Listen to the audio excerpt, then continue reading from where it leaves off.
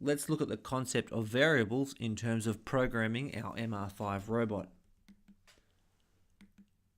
Our learning intentions and success criteria are to understand and employ a range of coding concepts such as variables, loops, binary selection, and functions.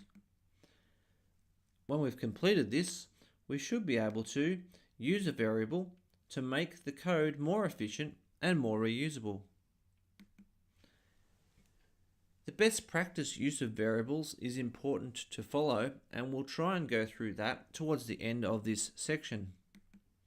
A variable is like a box in the memory of the robot.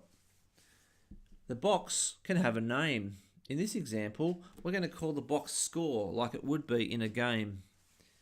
When we first start the game, our score will be 0. So we take the value of 0 and we write it into the box.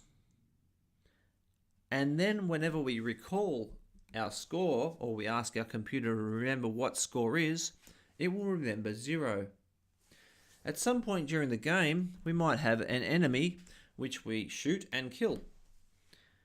The score that we get for that enemy might be 5 points. Once that 5 points is ready to go into our score, the computer will read the score, which is currently 0, and it will add 0 to the value that we just scored, which was 5, and get the total of 5 and write that back into the score box. This process will repeat until we actually have our final score.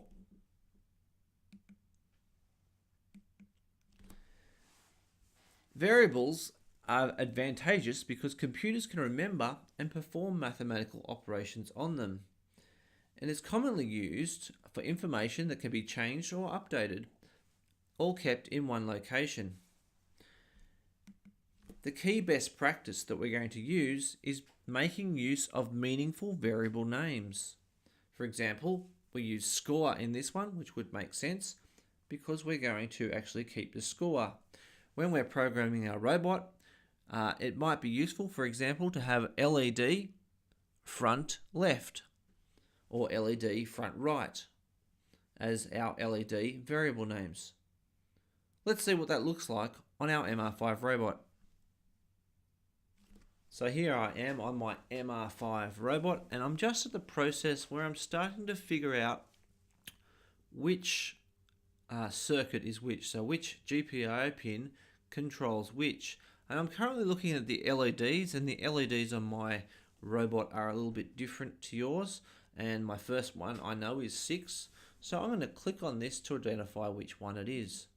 We can see here, I can see here anyway, you can't see it, but on my one it is actually my front left hand side LED.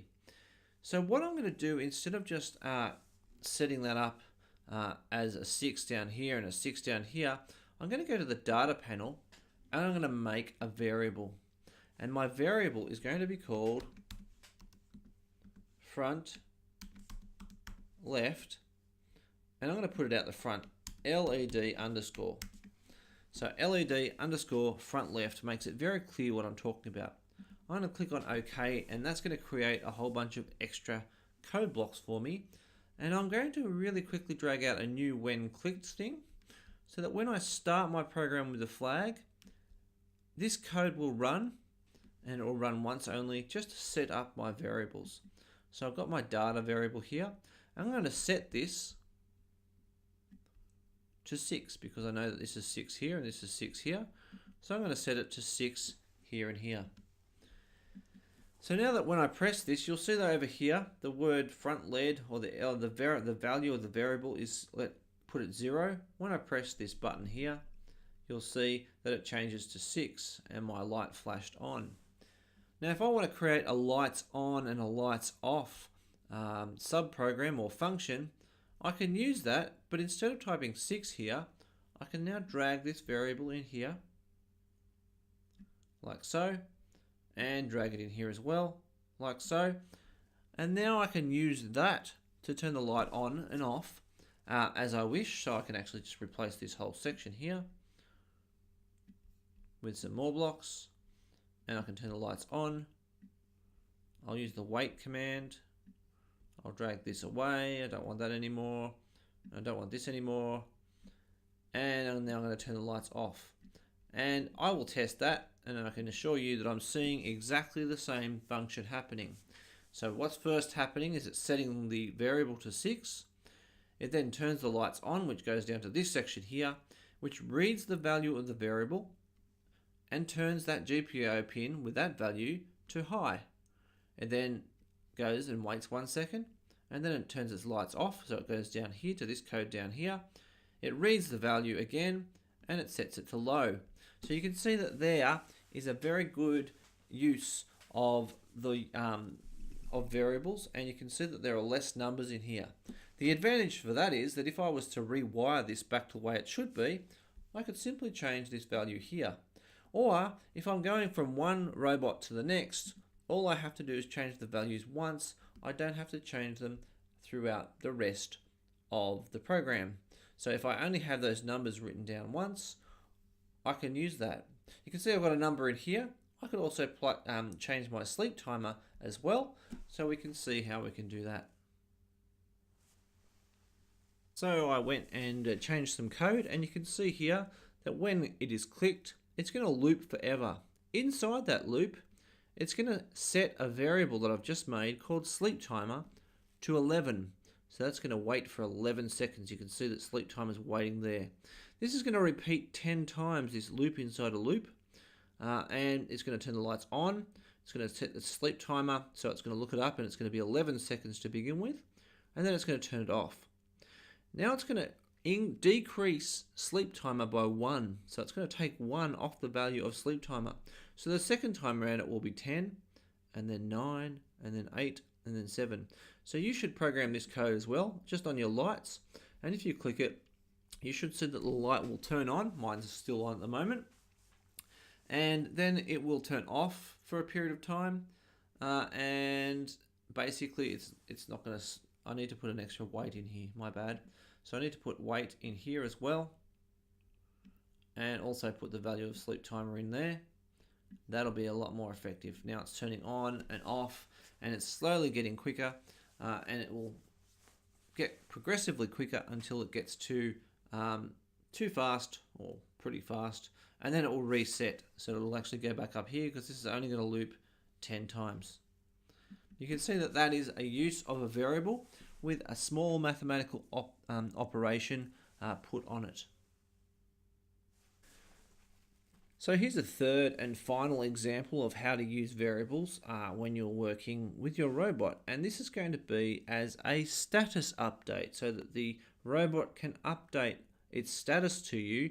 And this is useful for debugging, especially when your program gets really complicated. This one's not a very complicated one. This is just an example. So you can see here I've got the lights going on. It's waiting for 3 seconds. It's going to move forward for 3 seconds. It's going to stop moving, and then it's going to turn its lights off. So there's different statuses that could happen here. So basically, I can set up a current status of what's actually happening, or I could set up a series of current statuses. So let's actually just set up a current status of what's happened. So basically, we're going to make a variable, and we're going to call it status update. So it's going to update its status. And there's status update, and I should have actually fixed this now. I need to rename the variable, cancel. I need to delete it. My bad. I need to okay. Delete the status update variable. I'm going to make a variable again. Yep, actually, that's what you have to do. So status update and go okay. So the status update, we're going to set it when we start to waiting. So its current status is waiting. So the main status when we start is going to be waiting. So if we press play on this, we can now see it says waiting here. So now when we're going to run our status update to run our lights on, we need to set our status update in here to lights are on. Similarly, when we do this one, we're going to set our status lights to lights are off. So this will change according to what is running at the present point in time. I'm just going to update the other two move forward and stop moving while you're paused, and you'll come back and you'll see the full effect of this. So we can now see what our status update says up here. So if I actually press play, you'll see that it says it up here. It says waiting, and then it stopped moving, rolling forward, and lights are off. And it doesn't actually say go from waiting to lights are on, because these two things run at the same time, and this one runs slightly afterwards. So what we really need to do is put a wait timer in here, just in here like so, just to make this happen. We can even make it 0.05 seconds, and let's just see that happen. Waiting, lights are on, stop moving, rolling forward, lights are off. Okay, and if you were watching my robot, you would see it doing exactly that on the floor as well. But this is good to see the status update. Sometimes this is really small to see. So for example, when you go edit small stage layout, and you can see that the robot is now really small, and you can barely read that up there. And also you can turn those off. So I'm going to turn those all off so I can't see them. A better way to do the status update would be to create a new when clicked event up here, or even better, we'll just use this current one here, and we're going to put a loop in here, a forever loop in here. Let's move these lights on down here, and we're going to get our robot in the look section. We're going to have our robot to say, and instead of getting it to say hello, we're going to get it to say our variable status update. There we go. So now when we click the start one, we can see that the lights are on. It says it there in the text as if he's saying it. Stop moving, rolling forward, lights are off, and so on. So basically I think I've done something wrong there. So hang on. Lights are on, stop moving, that's not good. Rolling forward, so it's stopped moving even though it's moved forward, so I need to fix that. So now if I press click again, lights are on, rolling forward, so now I've actually fixed my problem. My problem was just an error in my code, and this is exactly why we're doing this. Lights are off, and there we go. So we've got different status updates available to us. And we could even actually have a status update for the lights and a separate status update for movement if we really wanted. In order to complete this activity, you'll need to complete the following satisfactory, commendable and exceptional requirements in your booklet, and work through and show these to your teacher as you go.